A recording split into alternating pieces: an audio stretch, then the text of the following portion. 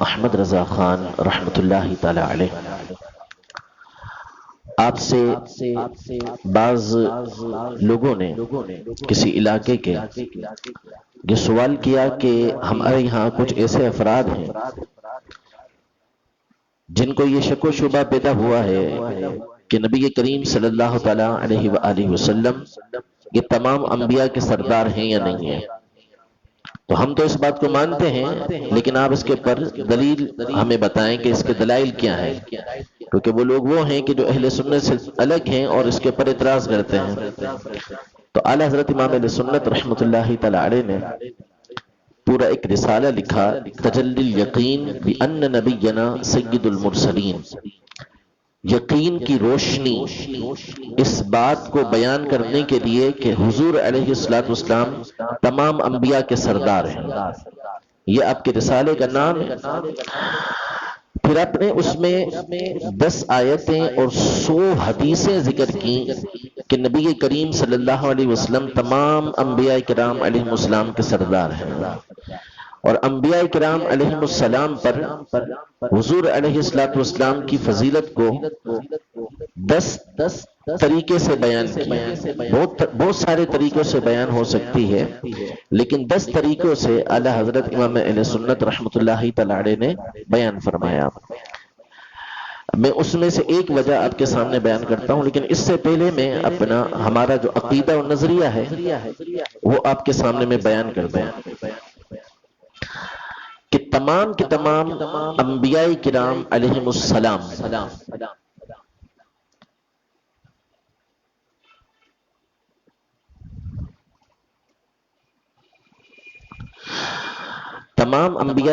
علیہم السلام یہ اللہ تبارک و تعالیٰ کے برگزیدہ بندے، اور ان تمام پر ایمان لانا یہ ہر مسلمان کے لیے لازم ہے۔ کسی بھی نبی علیہ السلام کی ادنا اور معمولی سی گستاخی بندے کو اسلام کے دائرے سے باہر کر دیتی ہے، بلکہ دور جائیے، یعنی اس پر اور گفتگو کیجیے تو بندے کو انسانیت کے دائرے سے باہر کر دیتی ہے۔ کوئی کسی نبی علیہ السلام کی معمولی سی گستاخی بھی کرے تو وہ اسلام کے دائرے سے تو باہر ہے ہی، وہ انسانیت کے دائرے سے بھی باہر ہے۔ تو ہمارا تمام انبیاء کرام علیہم السلام کے بارے میں یہ عقیدہ ہے کہ وہ اللہ تبارک و تعالیٰ کے برگزیدہ بندے، اللہ تبارک و تعالیٰ نے جس مقصد کے لیے انہیں دنیا کے اندر بھیجا تھا اس کو انہوں نے پورا فرمایا، اور انبیاء کا یہ سلسلہ اللہ نے حضور علیہ السلام پر ختم فرمایا، آپ کو خاتم النبیین بنایا، اور آپ کو تمام انبیاء کرام علیہم السلام پر فضیلت عطا فرمائی۔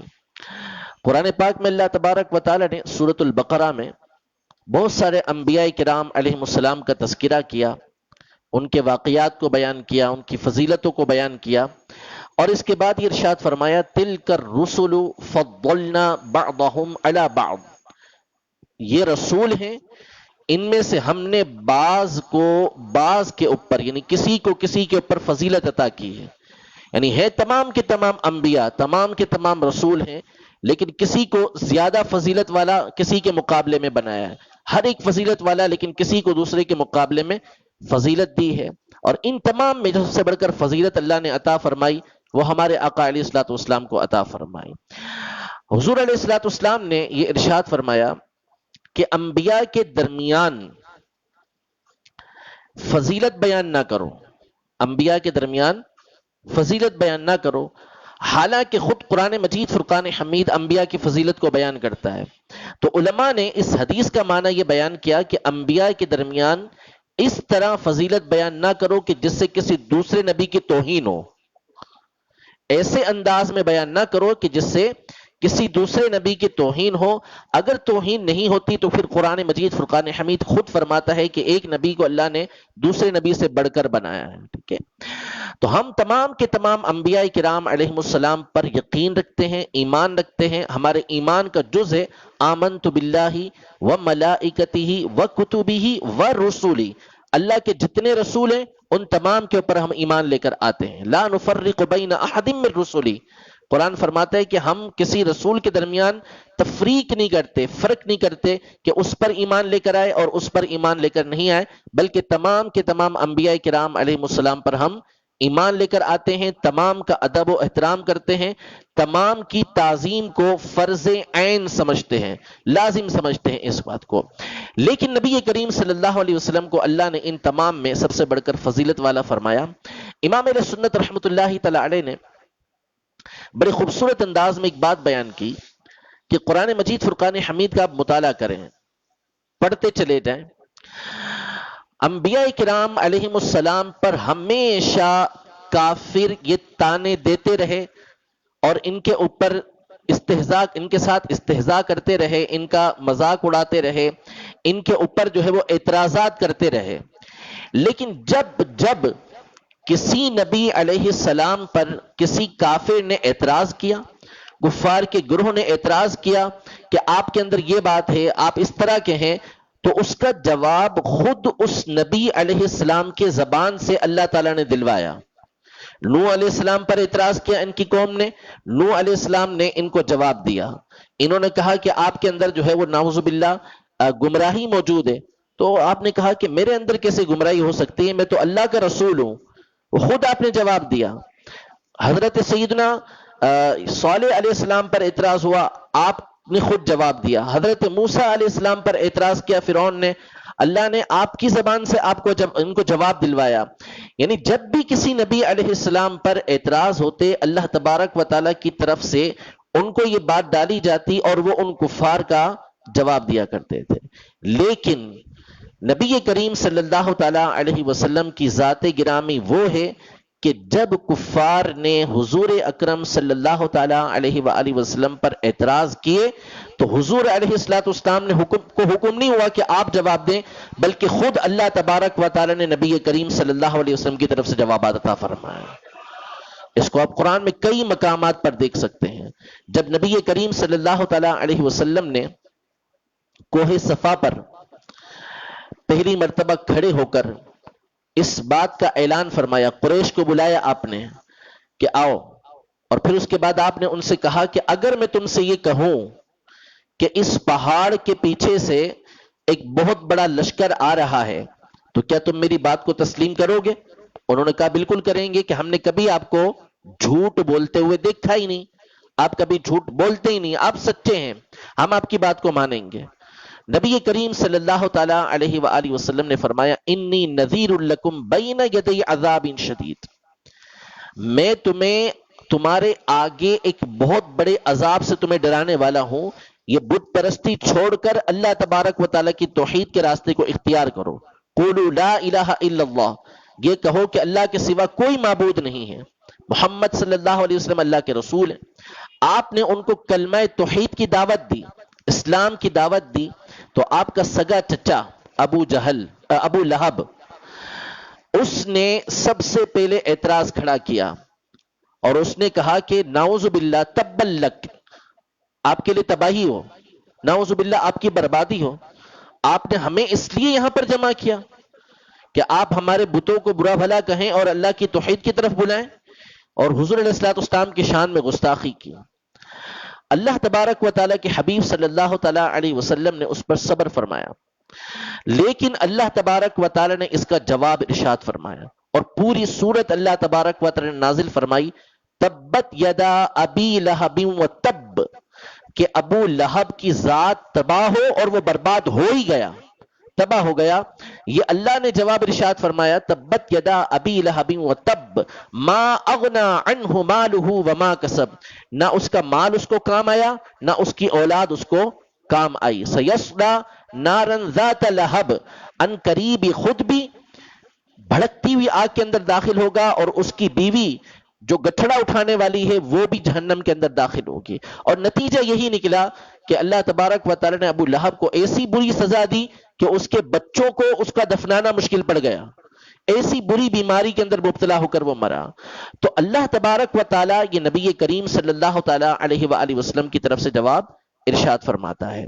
ایک اور مثال سنیے، حضور اکرم صلی اللہ تعالی علیہ وآلہ وسلم پر جب ابتدا میں وحی نازل ہونا شروع ہوئی تو کچھ دنوں تک وحی آئی، پھر اس کے بعد وحی رک گئی.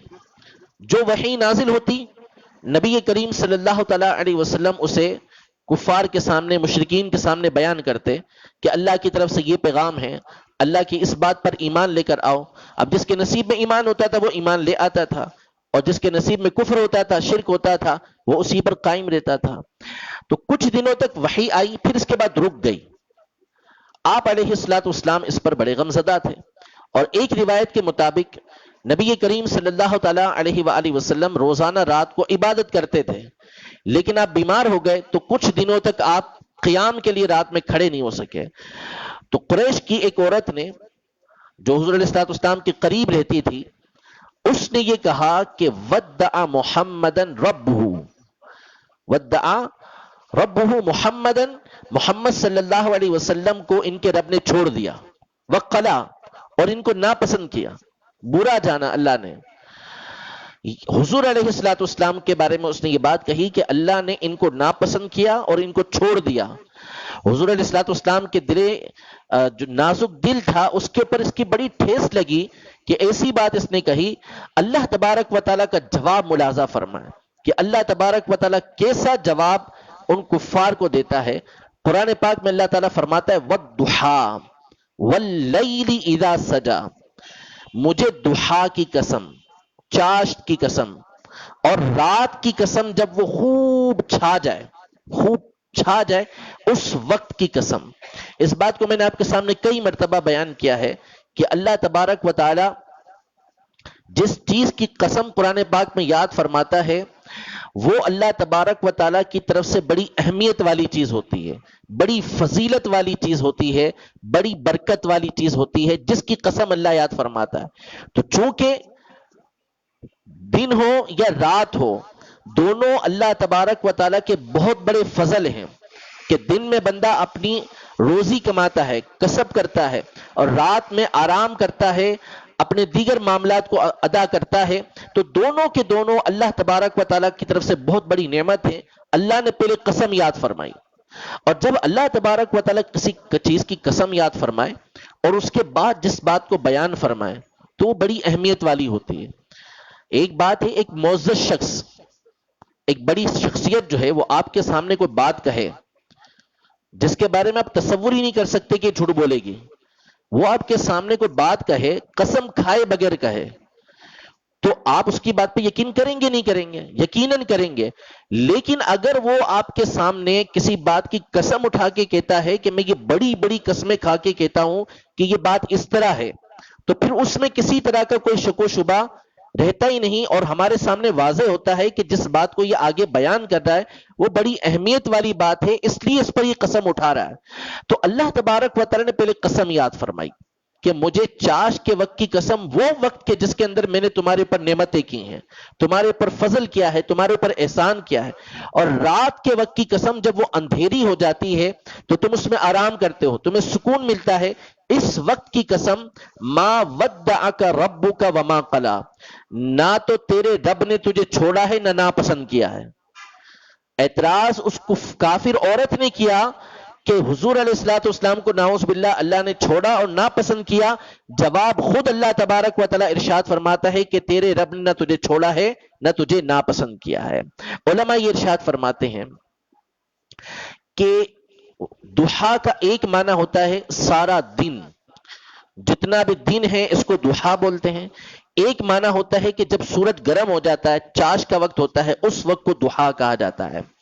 ایک تو اس کا معنی یہ ہے.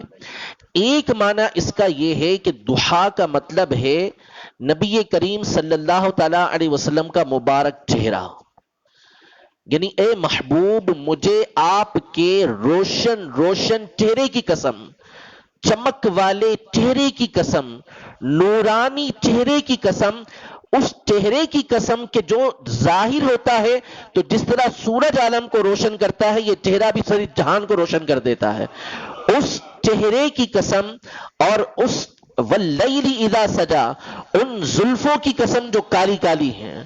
اور آپ بعض نے کہا کہ اس رات سے مراد یہ ہے کہ نبی کریم صلی اللہ تعالی علیہ وآلہ وسلم کے ان اخلاق کی قسم، آپ علیہ الصلوۃ والسلام کی اس صفت کی، اس خوبی کی قسم کہ جس طرح رات جو ہے وہ لوگوں کے عیبوں کو چھپاتی ہے، ان کے معاملات کو چھپاتی ہے، اسی طرح آپ اپنی امت کے گناہوں کو چھپا دیتے ہیں۔ اس خوبی کی قسم مجھے، اس صفت کی قسم مجھے کہ میں نے نہ آپ کو چھوڑا ہے نہ آپ کو ناپسند کیا ہے۔ ہر لفظ آپ اس کا غور کرتے چلے جائیں تو آپ کو اس کے اندر محبت ہی محبت نظر آئے گی۔ فرمایا ما ودعک، نہیں چھوڑا تجھے، ربو کا، تیرے رب نے۔ یہ بھی تو ہو سکتا تھا کہ ما ودعک اللہ، اللہ نے آپ کو نہیں چھوڑا، اللہ نے آپ کو نہیں چھوڑا، لیکن اللہ تعالیٰ کتنی محبت کے ساتھ ارشاد فرماتا ہے کہ تیرے رب نے۔ رب کون ہے؟ تیرا رب ہے، وہ تجھے چھوڑے گا کہاں؟ اللہ نے نہیں، تیرے رب نے تجھے نہیں چھوڑا۔ اللہ کا اپنا نام اللہ ذکر فرما سکتا ہے، لیکن اس کے باوجود فرما رہا ہے کہ ما ودعک ربک، اے محبوب رب بھی تیرا ہے، رب بھی تیرا ہے، وہ تجھے کہاں چھوڑے گا؟ وما قلا، اور تجھے ناپسند اس نے نہیں کیا۔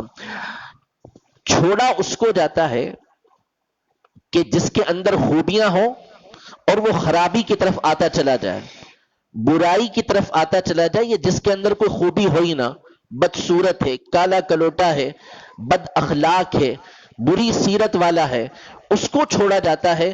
اللہ تعالیٰ تو پہلے خود نبی کریم صلی اللہ علیہ وسلم کے مبارک چہرے کی قسم یاد فرماتا ہے کہ اے محبوب آپ کا چہرہ پیارا پیارا ہے، تو پیارے چہرے والے کو چھوڑتا کون ہے؟ آپ کی سیرت خوبیوں والی ہے، اللہ نے آپ کو وہ خوبیاں عطا فرمائی ہیں کہ آپ لوگوں کے گناہوں کو چھپاتے ہیں، ایسے بندے کو چھوڑتا کون ہے؟ ما ودعک ربک وما قلا، تیرے رب نے نہ تجھے چھوڑا نہ ناپسند کیا۔ یعنی جیسے لفظ اس نے استعمال کیے تھے، اللہ نے انہی الفاظ کے اندر نبی کریم صلی اللہ تعالی علیہ وسلم کا دفاع فرمایا۔ اور اس کے بعد بڑی خوبصورت بات اللہ تبارک و تعالی نے ارشاد فرمائی کہ وَلَلْآخِرَةُ خَيْرٌ لَكَ مِنَ الْأُولَىٰ۔ چھوڑا کس کو جاتا ہے؟ اسے چھوڑا جاتا ہے کہ جو خوبیوں والا ہے، کمی کی طرف آ رہا ہے۔ اے محبوب آپ کی ذات تو وہ ہے کہ ہر لمحہ آپ کی برکتوں کے اندر، آپ کی فضیلتوں کے اندر، آپ کے مقام کے اندر اضافہ ہی ہوتا جا رہا ہے۔ تو پہلے جب خوبیاں اگلے زمانے کے مقابلے میں کم تھی، اس وقت اللہ تبارک و تعالیٰ پسند فرماتا ہے آپ کو، تو پھر جب آپ کی خوبیاں اللہ بڑھائے گا تو آپ کو ناپسند کیوں کرے گا؟ آپ کو اللہ خوبیاں عطا فرما رہا ہے، مقام عطا فرما رہا ہے، درجے عطا فرما رہا ہے، تو وہ اللہ تبارک و تعالیٰ آپ کو ناپسند کیوں فرمائے گا؟ تو وَلَلْآخِرَةُ خَيْرٌ لَكَ مِنَ الْأُولَىٰ، ہر گھڑی جو آپ کی آنے والی ہے وہ پچھلی گھڑی سے بہتر ہے، اس میں آپ کا مقام و مرتبہ اللہ تبارک و تعالیٰ بڑھا دیتا ہے۔ آگے فرماتا ہے وَلَسَوْفَ يُعْطِيكَ رَبُّكَ فَتَرْضَىٰ، کہ ان قریب آپ کا رب آپ کو اتنا عطا فرمائے گا، اتنا عطا فرمائے گا کہ آپ راضی ہو جائیں گے، آپ راضی ہو جائیں گے۔ یعنی یہ آیت دیکھیں، بندہ ان کے الفاظ پہ غور کرتا چلا جائے کہ محبوب کریم صلی اللہ تعالی علیہ وسلم کے دل مبارک کو ٹھیس پہنچی، تکلیف پہنچی کہ کسی نے کہا کہ آپ کے رب نے آپ کو چھوڑ دیا۔ اللہ قسمیں یاد فرماتا ہے اور فرماتا ہے کہ نہ آپ کو آپ کے رب نے چھوڑا ہے نہ پسند کیا ہے، آپ کی ہر گھڑی کو اللہ نے جو گھڑی آتی چلی جائے گی، جو لمحہ آتا چلا جائے گا، اللہ تو آپ کا مرتبہ اس کے اندر بڑھائے گا، آپ کو ناپسند کرنے کا سوال پیدا نہیں ہوتا۔ محبوب آپ کی ذات تو وہ ذات ہے کہ دنیا کو میں عطا کرتا ہوں، دنیا کو میں دیتا ہوں، اس لیے دیتا ہوں کہ وہ مجھ سے راضی ہو، وہ مجھ سے راضی ہو، میری رضا کے طلبگار رہیں، میری رضا کے طلبگار رہیں، میری رضا چاہتے رہیں۔ ان کو میں اس لیے دیتا ہوں، لیکن میں آپ کو اس لیے دیتا ہوں تاکہ میں آپ کو راضی کروں، آپ کو خوش کروں۔ سیدہ عائشہ رضی اللہ تعالی عنہا فرماتی ہیں، صحیح حدیث مبارکہ کے اندر ہے کہ میں یہ دیکھتی ہوں کہ اللہ تبارک و تعالی آپ کی خواہش کو پورا کرنے میں جلدی فرماتا ہے۔ یعنی جو آپ صلی اللہ تعالی علیہ وآلہ وسلم چاہیں، اللہ تبارک و تعالی اس خواہش کو، اس چاہت کو پورا کرنے میں جلدی فرماتا ہے۔ یہ محبوب کریم صلی اللہ تعالی علیہ وسلم کی شان ہے۔ امام فخر الدین رازی رحمت اللہ تعالی علیہ تفسیر کبیر میں یہ حدیث مبارکہ نقل کرتے ہیں کہ کلن، تمام کی تمام مخلوق، یطلبون رضائی، سب میری رضا چاہتے ہیں، سب میری خوشی چاہتے ہیں، وَأَنَا أَطْلُبُ رِضَاكَ، یا رسول اللہ میں آپ کی رضا چاہتا ہوں، آپ کو راضی کرنا چاہتا ہوں، آپ کو خوش کرنا چاہتا ہوں۔ قرآن پاک میں اللہ نے ایسی باتیں کئی مقام پر ارشاد فرمائی۔ نماز پڑھنے کا حکم ارشاد فرمایا، فسبح بحمد ربک، اپنے رب کے لیے نماز ادا کیجئے۔ مختلف اوقات میں بیان فرمایا ہم نماز پڑھتے ہیں اللہ کی رضا چاہتے ہیں، اللہ کو خوش کرنا چاہتے ہیں۔ حضور علیہ الصلوۃ والسلام بھی چاہتے تھے، لیکن اللہ حضور علیہ الصلوۃ والسلام کی شان کو کیسے بیان فرماتا ہے؟ لعلک ترضی، آپ نماز ادا کیجئے تاکہ آپ راضی ہو جائیں، آپ خوش ہو جائیں، اس لیے کہ نماز میں آپ کی آنکھوں کی ٹھنڈک بنائی گئی ہے، آپ راضی ہو جائیں، آپ خوش ہو جائیں، اس لیے نماز کو ادا کیجئے۔ نبی کریم صلی اللہ تعالی علیہ وآلہ وسلم جب مکہ مکرمہ سے مدینہ منورہ تشریف لے کر آئے تو تقریباً 16.5 مہینے آپ نے بیت المقدس کی طرف رک کر کے نماز ادا کی، بیت المقدس کی طرف رک کر کے نماز ادا کی۔ لیکن نبی کریم صلی اللہ تعالی علیہ وسلم کو اس کی بڑی خواہش تھی کہ اللہ تبارک و تعالی ہمارے لیے کعبے کو قبلہ بنا دے، کعبے کو قبلہ بنا دے کہ ہم اس کی طرف رک کر کے نماز ادا کریں۔ آسمان کی طرف نماز میں اگر آپ دیکھیں تو نماز مکروہ ہو جاتی ہے، ہم اگر آسمان کی طرف دیکھیں تو نماز مکروہ ہوگی، اجازت نہیں ہے، بلکہ حدیث میں فرمایا کہ ہو سکتا ہے کہ اس کی آنکھوں کو اچک لیا جائے جو نماز میں آسمان کی طرف دیکھتا ہے۔ لیکن نبی کریم صلی اللہ علیہ وسلم کا ہر معاملہ جدا ہے، ان کا معاملہ ہی جدا ہے، سب اللہ کی رضا چاہتے ہیں، خود حضور علیہ الصلوۃ والسلام اللہ کی رضا چاہتے ہیں، لیکن اللہ نبی کریم صلی اللہ علیہ وسلم کی رضا چاہتا ہے۔ فرمایا قرآن پاک میں کہ قد نرا تقلب وجہک فی السماء، اے محبوب ہم آپ کا چہرہ بار بار آسمان کی طرف اٹھتا دیکھ رہے ہیں۔ قد نرا تقلب وجہک فی السماء، ہم آسمان کی طرف آپ کے چہرے کو بار بار اٹھتے ہوئے دیکھ رہے ہیں کہ نماز میں آپ کی نگاہیں بار بار آسمان کی طرف جاتی ہیں کہ شاید جبریل امین آئیں اور حکم کوئی اللہ تبارک و تعالیٰ کی طرف سے سنائے اور ہم کعبے کی طرف رخ کر لیں۔ جب تک اللہ کا حکم ہے بیت المقدس کی طرف ہی رخ کریں گے، خواہش یہ ہے کہ کعبے کو جو ہے وہ قبلہ بنا دیا جائے۔ اللہ تبارک و تعالیٰ فرماتا ہے کہ ہم یہ بار بار آپ کی نگاہوں کا اٹھنا یہ دیکھ رہے ہیں، فَلَنُوَلِّيَنَّكَ قِبْلَةً، ہم آپ کو ایک قبلے کی طرف پھیر دیں گے۔ پہلے ارشاد فرمایا کسی قبلے کی طرف پھیر دیں گے، قبلہ ہوگا کون سا؟ اب اللہ چاہتا تو کسی اور جگہ پر رخ کرنے کا حکم دے دیتا، یہ ڈائریکٹ فرماتا کہ فَلَنُوَلِّيَنَّكَ کعبہ، کہ ہم آپ کو کعبے کی طرف پھیر دیتے، کعبتن، کہ آپ کعبے کی طرف رخ کرتے۔ انداز ملاحظہ فرمائیں حضور علیہ الصلوۃ والسلام کی شان اللہ تبارک و تعالیٰ کیسے بیان فرماتا ہے کہ یوں نہیں فرمایا کہ معلوم ہے کہ حضور علیہ الصلوۃ والسلام یہ رخ کرنا چاہتے ہیں کعبے کی طرف، حکم بھی یہی آنا ہے کہ کعبے کی طرف رخ کریں، لیکن اللہ تبارک و تعالیٰ فرماتا ہے فَلَنُوَلِّيَنَّكَ قِبْلَةً، ہم آپ کو ایک ایسے قبلے کی طرف پھیریں گے کہ ترضاہا، جس پر آپ راضی ہیں، جس کو آپ چاہتے ہیں، جس کو آپ پسند کرتے ہیں، ہم اس قبلے کی طرف، اس کعبے کی طرف آپ کو پھیریں گے۔ فَوَلِّ وَجْهَكَ شَطْرَ الْمَسْجِدِ الْحَرَامِ، اس کے بعد اللہ تعالیٰ حکم ارشاد فرماتا ہے کہ مسجد حرام یعنی کعبے کی طرف رخ کر لو۔ تو بات تو پہلے بھی ہو سکتی تھی کہ آپ کی خواہش کو ہم دیکھ رہے ہیں لہذا کعبے کی طرف رخ کر لیں آپ، لیکن اللہ تبارک و تعالیٰ مخلوق کے سامنے حضور علیہ الصلوۃ والسلام کی شان و عظمت کو ان الفاظ کے ساتھ بیان فرماتا ہے کہ کعبہ بھی اسی کو بنائیں گے جس پر آپ راضی ہوں گے۔ تو وَلَسَوْفَ يُعْطِيكَ رَبُّكَ فَتَرْضَى، ان قریب آپ کا رب آپ کو اتنا عطا فرمائے گا، اتنا عطا فرمائے گا کہ اے محبوب آپ راضی ہو جائیں گے، آپ خوش ہو جائیں گے، یعنی آپ کے مقام و مرتبے کے اندر اللہ تبارک و تعالیٰ اسی طرح اضافہ یہ فرماتا جائے گا۔ ایک اور مثال کہ کفار نے نبی کریم صلی اللہ علیہ وسلم پر اعتراضات کیے تو اللہ تبارک و تعالیٰ نے اس کے جوابات ارشاد فرمائے۔ نعوذ باللہ، کفار نے حضور علیہ الصلوۃ والسلام کے لیے کہا کہ آپ رسول نہیں ہیں، آپ رسول نہیں ہیں، لست مرسلا، آپ رسول نہیں ہیں۔ اللہ تبارک و تعالیٰ نے ارشاد فرمایا یاسین والقرآن الحکیم، یاسین، یہ معنی کیا ہے؟ یہ اللہ اور اس کا رسول جانتا ہے، کہ اس کا حقیقی معنی کیا. یہ کوڈ ورڈ ہیں اللہ اور اس کے رسول کے درمیان. لیکن بعض نے اس کا معنی کیا کہ یاسین کا مطلب یا سید، اے سردار، اے سردار، مجھے قرآن حکیم کی قسم، انک لمن المرسلین. یہ کفار جو بکتے ہیں بکتے رہیں کہ آپ رسول نہیں، اللہ قسم یاد فرماتا ہے قرآن حکیم کی اور فرماتا ہے کہ بے شک آپ اللہ کے رسولوں میں سے ہیں، آپ اللہ کے رسولوں میں سے. اعتراض کافروں نے کیا، جن الفاظ کے ساتھ اعتراض کیا اللہ نے قسم یاد فرمائی اور فرمایا کہ انک لمن المرسلین، آپ رسولوں میں سے. یہ اللہ تبارک و تعالیٰ کا نبی کریم صلی اللہ تعالی علیہ وسلم کے بارے میں انداز ہے. بعض کفار نے، آس بن وائل بدبخت نے، جب نبی کریم صلی اللہ تعالی علیہ وآلہ وسلم کے شہزادے حضرت سیدنا ابراہیم رضی اللہ تعالی عنہ کا انتقال ہوا تو پہلے بیٹے حضرت سیدنا قاسم، پھر اس کے بعد حضرت سیدنا عبداللہ، پھر اس کے بعد حضرت سیدنا ابراہیم رضی اللہ تعالی عنہم، سب بیٹوں کا وقفے وقفے سے انتقال ہو گیا، چھوٹی چھوٹی عمروں میں انتقال ہو گیا. تو نبی کریم صلی اللہ علیہ وسلم کی بارگاہ میں اس بدبخت نے گستاخی کی اور اس نے کہا کہ نبی کریم صلی اللہ تعالی علیہ وسلم کی نسل آگے نہیں چلے گی.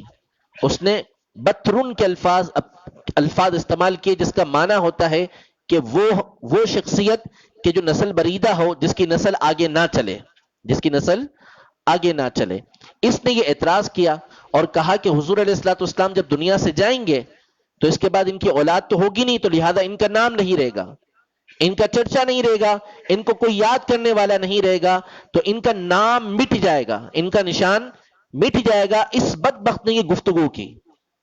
اللہ تبارک و تعالی نے پوری سورت نازل فرمائی، خوبصورت سورت نازل فرمائی. فرمایا انا اعطیناک الکوثر، اے محبوب ہم نے آپ کو کوثر عطا کر دی، کوثر عطا کر دی. کوثر کے علماء نے بہت سارے معنی کیے کہ کوثر ہے کیا. بعض علماء نے کوثر کا معنی کیا کہ جنت کی وہ نہر جس کا نام کوثر ہے اور وہ نبی کریم صلی اللہ تعالی علیہ وسلم کو عطا کی گئی. ویسے کوثر کا لغوی معنی ہوتا ہے جو بھی چیز بہت زیادہ ہو، بہت ہی زیادہ ہو تو اس کو کوثر کہتے ہیں، اس کو کوثر کہتے ہیں. تو فرمایا کہ آپ کو یہ نہر کوثر عطا کر دی، کیونکہ یہ نہر کوثر بہت بڑی نہر ہوگی، بہت بڑی نہر ہوگی، اور اسی میں سے حوض کوثر جو ہے وہ میدان محشر کے اندر لایا جائے گا. تو بعض نے کوثر کا معنی کیا وہ نہر جو کوثر ہے، جس کا پانی کثیر ہے، جس کے اوپر پیالے کثیر رکھے ہوئے ہیں، جس پر آپ کی امت آ کے پیے گی. بعض نے کہا کہ اس سے حوض کوثر مراد ہے کہ میدان محشر کے اندر اللہ نے آپ کو حوض کوثر عطا کر دیا کہ جس کا پانی پینے والا کبھی پیاسا نہیں رہے گا. جس نے اس کوثر سے پانی پی لیا پھر اس کے بعد کبھی اس کو پیاس لگے گی نہیں. جنت میں جو وہ پانی پیے گا وہ صرف اور صرف لذت کے لیے پیے گا، صرف لذت کے لیے پانی پیے گا. باقی پانی کی وہاں تکلیف نہیں ہوگی، پیاس کی تکلیف نہیں ہوگی کہ بندے کو پیاس لگ رہی ہے اس لیے وہ پانی پیے، نہیں، بلکہ اس کی لذت حاصل کرنے کے لیے وہ وہاں پر پانی پیے گا. ایک مرتبہ جس نے کوثر کا پانی پی لیا اللہ تبارک و تعالیٰ اس کو کبھی پیاسا رکھے گا ہی نہیں. اللہ تبارک و تعالیٰ ہمیں بھی اس کوثر سے جام عطا فرما. یاد رکھیں کہ یہ دعا کرنی چاہیے. مدینے کی بوڑھی عورتیں صحابہ کے زمانے میں، یہ اس زمانے کے اندر دعا کیا کرتی تھیں کہ یا اللہ ہمیں محمد صلی اللہ علیہ وسلم کے حوض کوثر پر اتار، یعنی وہاں سعادت عطا فرما کہ ہم حوض کوثر سے پئیں.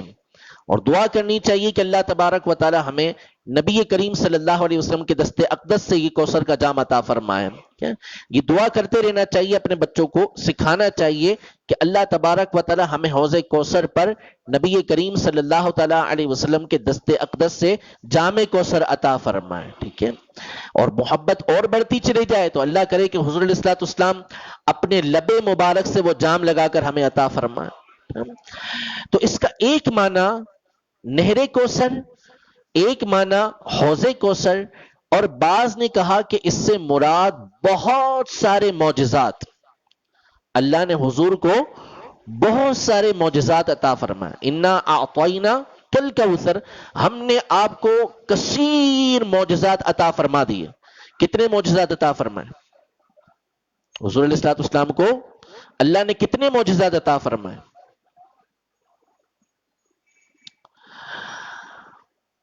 بعض انبیاء کرام علیہ السلام کو اللہ نے ایک معجزہ دیا، کسی کو 2 معجزے دیے، کسی کو 3 معجزے دیے۔ موسیٰ علیہ الصلوۃ والسلام کو 9 معجزے اللہ نے عطا فرمائے، 9 معجزے عطا فرمائے۔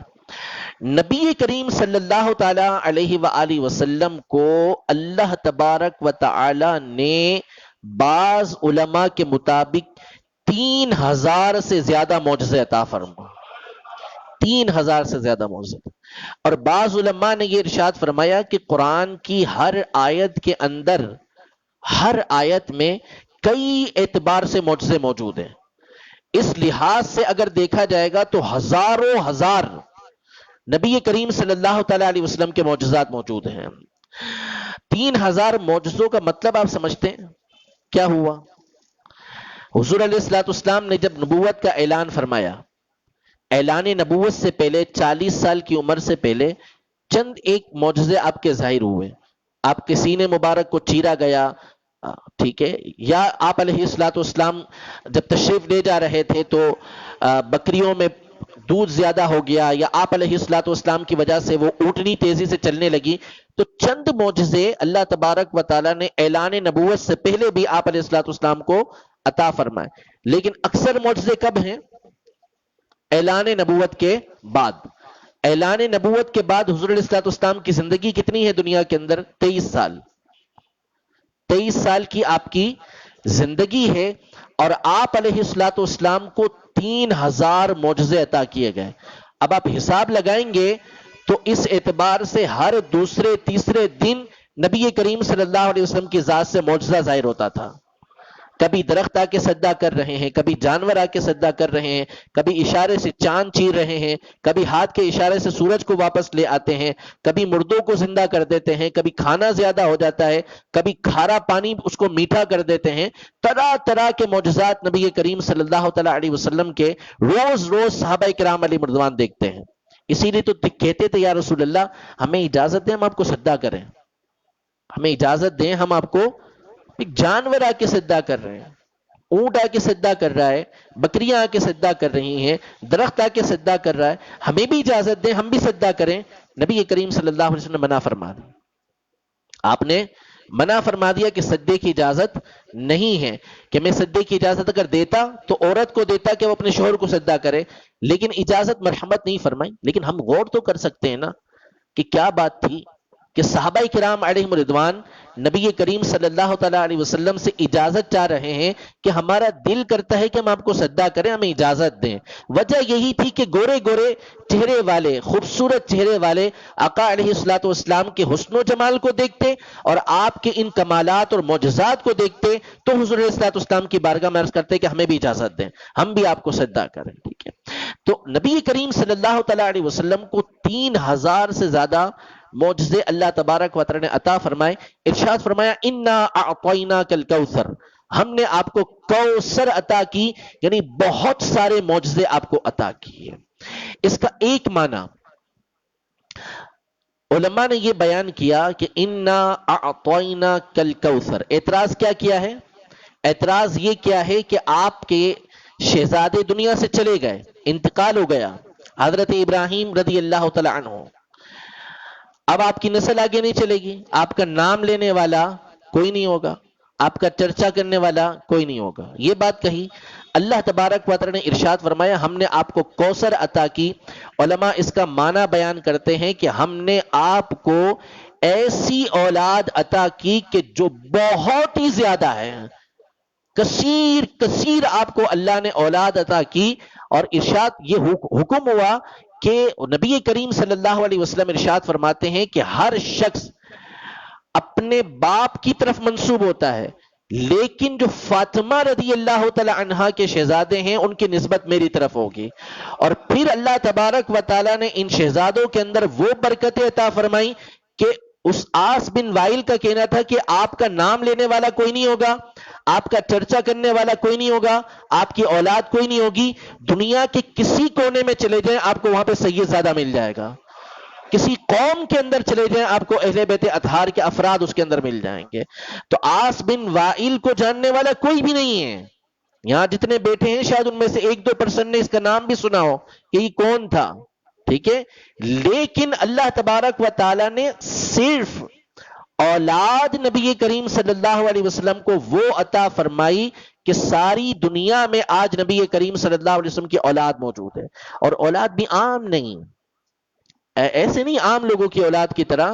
نبی کریم صلی اللہ تعالی علیہ وسلم نے ارشاد فرمایا کہ آسمان کے ستارے یہ آسمان کے لیے امن ہیں، سلامتی ہیں، اور میرے اہل بیت یہ زمین والوں کے لیے امان ہیں، زمین والوں کے لیے امان ہیں. امام نبہانی رحمت اللہ تعالی علیہ اس حدیث پاک کے تحت فرماتے ہیں کہ اس حدیث کا مطلب یہ ہے کہ ہر زمانے کے اندر جب تک زمانہ قائم ہے، دنیا قائم ہے، اللہ تبارک و تعالی اہل بیت اطہار کو قائم رکھے گا اور ان کی وجہ سے یہ دنیا قائم رہے گی.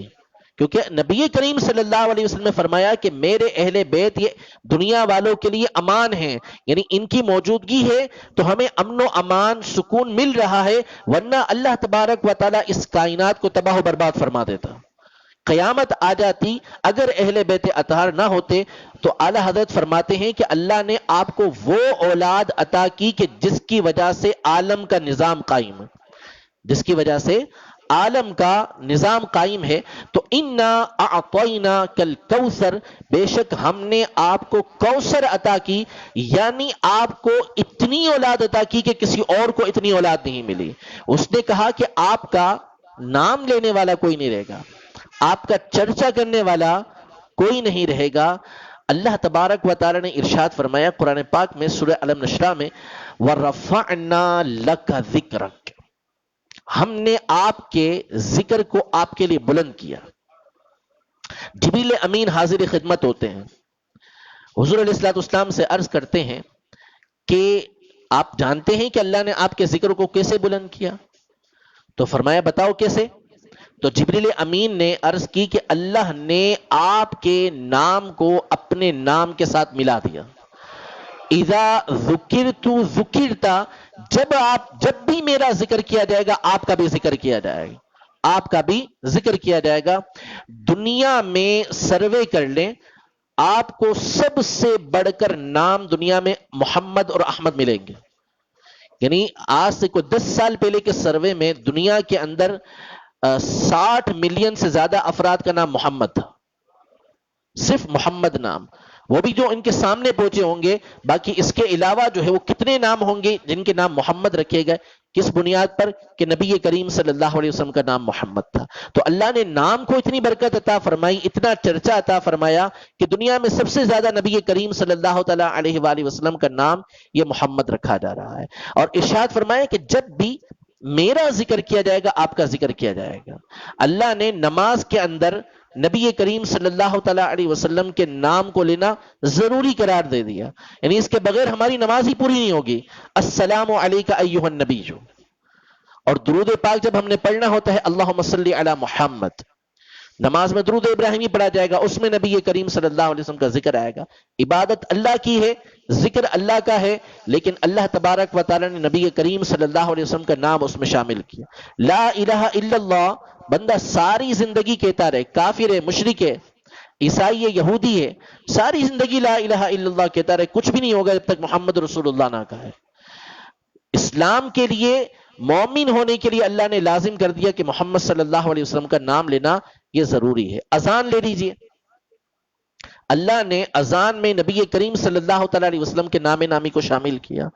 علماء یہ سروے بیان کرتے ہیں کہ اگر ہم دنیا کے ایک کونے سے شروع ہوں کہ وہاں جو فجر کا وقت ہو رہا ہوتا ہے آسٹریلیا میں فجی کی طرف، وہاں سے جب فجر کا وقت شروع ہوتا ہے اور دنیا کے دوسرے کونے کی طرف چلے جائیں تو ایک وقت میں جب اذان ختم ہوتی ہے کسی جگہ پر تو دوسرے وقت میں وہیں پہ اذان شروع ہو چکی ہوتی ہے. یعنی کہیں پہ فجر کا وقت ہوگا تو تھوڑی دیر کے بعد دوسری جگہ پہ فجر کا وقت ہو جائے گا، پھر کسی اور جگہ پہ فجر کا وقت ہو جائے گا، پھر کسی اور جگہ پہ فجر کا وقت ہو جائے گا، پھر ظہر کا وقت آ جائے گا، پھر کسی اور جگہ پہ ظہر کا وقت آ جائے گا.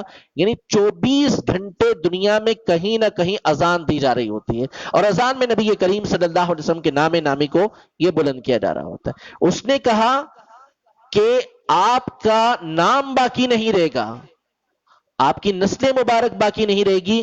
اللہ نے نام ایسا بلند کیا کہ ہر وقت دنیا میں نام محمد گونجتا رہتا ہے. پھر فرمایا فَصَلِّ لِرَبِّكَ وَانْحَرْ، ان کو لفٹ کرانے کی کوئی ضرورت نہیں، آپ اپنے رب کی نماز پڑھیں اور قربانی کریں. اپنے رب کے لیے نماز پڑھیں اور قربانی کریں. آپ کا تعلق آپ کے رب کے ساتھ ہے، آپ کا تعلق آپ کے رب کے ساتھ ہے. قُلْ إِنَّ صَلَاتِي وَنُسُكِي وَمَحْيَايَ وَمَمَاتِي لِلَّهِ رَبِّ الْعَالَمِينَ، میری نماز ہے، میری قربانی ہے، میری زندگی ہے، میرا دنیا سے جانا ہے، سب اللہ رب العالمین کے لیے، سب اللہ رب العالمین کے لیے ہے. علماء یہ ارشاد فرماتے ہیں کہ انبیاء کرام علیہم السلام، بالخصوص نبی کریم صلی اللہ علیہ وسلم کی ذات گرامی وہ ہے کہ مخلوق سے بھلے رابطہ ہوگا، پوری توجہ مخلوق کی طرف ہوگی، لیکن ان کا دل ہمیشہ اللہ کی طرف متوجہ ہوتا ہے. دل اللہ کی طرف ہی متوجہ رہتا ہے، اللہ کی یاد اس کے اندر رہتی ہے. فرمایا فَصَلِّ لِرَبِّكَ وَانْحَرْ، اپنے رب کے لیے نماز پڑھیں اور قربانی کریں. إِنَّ شَانِئَكَ هُوَ الْأَبْتَرُ، اس بدبخت نے آپ کے بارے میں کہا کہ آپ ابتر ہیں، نعوذ باللہ، آپ کی نسل نہیں چلے گی، آپ کا نام باقی نہیں رہے گا. إِنَّ شَانِئَكَ، ہم فقط اس کی بات نہیں کرتے، إِنَّ شَانِئَكَ، جو آپ کا دشمن ہے، جو آپ کا دشمن ہے، جو آپ کا گستاخ ہے، اس کا نام و نشان مٹ جائے گا. هُوَ الْأَبْتَرُ، عربی جاننے والے جانتے ہیں کہ اس کا مطلب کیا ہے. مطلب یہ ہے کہ آپ کا جو دشمن ہے وہی مٹے گا، وہ مٹے گا نہیں، وہی مٹے گا. یعنی اس کا نام و نشان اللہ تبارک و تعالی مٹا دے گا کہ جو نبی کریم صلی اللہ تعالی علیہ وآلہ وسلم کا گستاخ ہوگا. تو یہ اللہ کا انداز ہے، اللہ کا طریقہ کار ہے. اللہ اپنے محبوب کو ایسے نہیں چھوڑتا، بلکہ جو اللہ تبارک و تعالیٰ کے محبوب کے بارے میں کوئی بری بات کہے گا، اللہ تبارک و تعالیٰ جلد یا بعید اس کا سخت ترین حساب لے گا. اپنے محبوب کا دفاع کرنے والا، اپنے محبوب کا بدلہ لینے والا خود رب تبارک و تعالیٰ ہے. وہ ذو انتقام ہے، منتقم ہے. اللہ نے اپنی صفت بیان کی ہے کہ وہ انتقام لینے والا ہے، بدلہ لینے والا ہے. تو جو فرمایا ان شانئک هو الابتر، کہ جو بھی، بے شک جو بھی آپ کا دشمن ہے وہی ابتر ہے، اس کا نام و نشان باقی نہیں رہے گا. آپ کا دشمن کوئی ہو، آپ کے اہل بیت اطہار کا دشمن ہو، اللہ اس کا نام باقی نہیں رکھتا. امام حسین رضی اللہ تعالیٰ عنہ کربلا معلیٰ کے اندر شہید ہو جاتے ہیں. آپ کا ایک بیٹے باقی رہتے ہیں، امام زین العابدین. لیکن اللہ تبارک و تعالیٰ نے کیسی برکت عطا فرمائی کہ آج حسنی حسینی سید دنیا کے اندر پھیلے ہوئے. لیکن یزید کو کون جانتا ہے کوئی یزید کا بیٹا؟ یزید کی اولاد کوئی ہے؟ اول تو ہے نہیں، ہو تو ظاہر کرے گی اپنے آپ کو، بتائے گی نہیں کہ میں یزید کا بیٹا ہوں. تو اللہ نے اہل بیت اطہار کو یہ شان عطا کی کہ ان کا دشمن ختم ہو جاتا ہے، تو جن کی وجہ سے اہل بیت اطہار اہل بیت بنے ہیں ان کا مقام و مرتبہ کیا ہوگا. فرمایا ان شانئک هو الابتر، بے شک آپ کا جو دشمن ہے وہی تباہ و برباد ہونے والا ہے. اللہ جل شانہ نبی کریم صلی اللہ تعالیٰ علیہ وسلم کی شان و عظمت ہمیں ہمیشہ بیان کرنے کی توفیق عطا فرمائے. آپ کے میلاد کی خوشیاں اللہ تبارک و تعالیٰ ہمیں عطا فرمائے. ہمیشہ اللہ تبارک و تعالیٰ میلاد ہمیں منانے کی توفیق عطا فرمائے. پیغام میلاد کا یہی ہے کہ جس طرح ہم حضور علیہ الصلوۃ والسلام کی فضیلتوں کو بیان کرتے ہیں، آپ علیہ الصلوۃ والسلام کے کمالات و فضائل کو بیان کرتے ہیں، اور یہ صرف اور صرف برکت کے لیے. آپ ہمارے فضائل و کمالات کے محتاج نہیں ہیں. وَرَفَعْنَا لَكَ ذِكْرَكَ، اے محبوب ہم نے آپ کے ذکر کو آپ کے لیے بلند کیا. کوئی اور آپ کے ذکر کو بلند نہیں کرتا، بلند کرنے والی ذات اللہ کی ہے. لَكَ ذِكْرَكَ، ہم نے بلند کیا ہے، یہ نہیں فرمایا ذکرک، آپ کا ذکر بلند کیا ہے، آپ کا چرچا بلند کیا ہے. فرمایا لَكَ ذِكْرَكَ، یہ چرچا جو بلند کیا ہے یہ بھی آپ کو خوش کرنے کے لیے بلند کیا ہے، آپ کے لیے بلند کیا ہے، اور ہم نے بلند کیا. وَرَفَعْتُ لَكَ ذِكْرَكَ نہیں کہ میں نے بلند کیا، پہلے اپنی شان و عظمت بیان کی کہ بلند کرنے والا کون ہے؟ ہم ہیں، ہم نے آپ کے لیے آپ کے چرچے کو بلند کیا۔ تو حضور علیہ الصلوۃ والسلام ہمارے محتاج نہیں ہے کہ ہم ان کی شان و عظمت کو بیان کریں، ہم برکت کے لیے بیان کرتے ہیں، اس سے ہمارے ہی دل چمکتے ہیں، ہمارے ہی نصیب روشن ہوتے ہیں، ٹھیک ہے، ہمارے ہی مقدر یہ بہتر ہوتے ہیں، اور اللہ کی بارگاہ میں ہمیں ہی مقام و مرتبہ ملتا ہے۔ لیکن بہرحال نبی کریم صلی اللہ تعالیٰ علیہ وآلہ وسلم کے جس طرح فضائل و کمالات کو بیان کرنا ضروری ہے، اسی طرح آپ علیہ الصلوۃ والسلام کے طریقہ کار کو اختیار کرنا بھی ضروری ہے۔ علماء یہ ارشاد فرماتے ہیں تو ہمیں چاہیے کہ نبی کریم صلی اللہ تعالیٰ علیہ وآلہ وسلم کے طریقہ کار کو معلوم کریں، آپ کی زندگی گزارنے کے طریقے کو معلوم کریں، اور پھر اس کو اپنی زندگی کے اندر نافذ کریں۔ رب العزت جل وعلا ہم سب کو ان باتوں پر عمل کی توفیق عطا فرمائے، آمین بجاہ النبی الامین صلی اللہ تعالی علیہ وآلہ وسلم۔